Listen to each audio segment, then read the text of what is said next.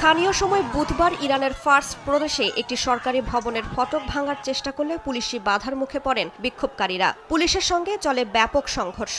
গণমাধ্যম বলছে আন্দোলনকারীদের লক্ষ্য করে গুলি ছোড়ে আইনশৃঙ্খলা বাহিনী। কয়েকজন বিক্ষোভকারীকে আটকও করা হয়। পুলিশের কয়েকজন সদস্য আহত হন বলে দাবি করা হয়েছে। অন্যদিকে লরেস্তান প্রদেশে নিজেদের এক সদস্য নিহত হয়েছেন বলে দাবি করেছে দেশটির বিপ্লবী গার্ড বাহিনী।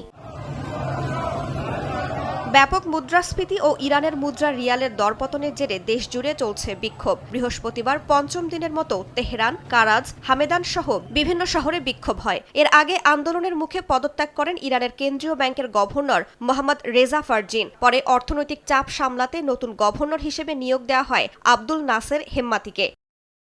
উত্তপ্ত পরিস্থিতির মধ্যেই আগুনে ঘি ঢালেন ইরানের নির্বাসিত যুবরাজ রেজা শাহ পাহলভি। নতুন বছরের এক বার্তায় আন্দোলনের প্রতি সংহতি জানিয়ে আন্তর্জাতিক সম্প্রদায়ের সমর্থন চান তিনি। এমন পরিস্থিতিতে জাতীয় ঐক্যের ডাক দিয়েছেন ইরানের প্রেসিডেন্ট মাসুদ পেজেশকিয়ান। আন্দোলনের পেছনে বিদেশি চাপকে দায়ী করেন তিনি। নিরাপত্তা জোরদারে আইনশৃঙ্খলা রক্ষা বাহিনীকে নির্দেশ দেন। আমরা পূর্ণমাত্রা যুদ্ধে যুক্ত। এই মুহূর্তে শত্রু মূলত অর্থনৈতিক চাপের মাধ্যমেই আমাদের ভেঙে দেওয়ার চেষ্টা করছে। বোমা, যুদ্ধবিমান বা ক্ষেপণাস্ত্র দিয়ে কোনো জাতিকে পরাজিত করা যায় না। আমাদের পরাস্ত করতে হলে তাদের ময়দানে নেমে মুখোমুখি হতে হবে। আমরা যদি একসঙ্গে কাজ করার অঙ্গীকারে অবিচল থাকি, তাহলে ইরানকে কখনোই হাঁটু গেড়ে বসাতে পারবে না।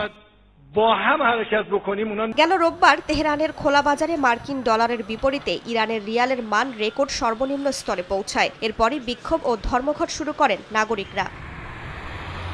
রাইসা জান্নাত, সময় সংবাদ।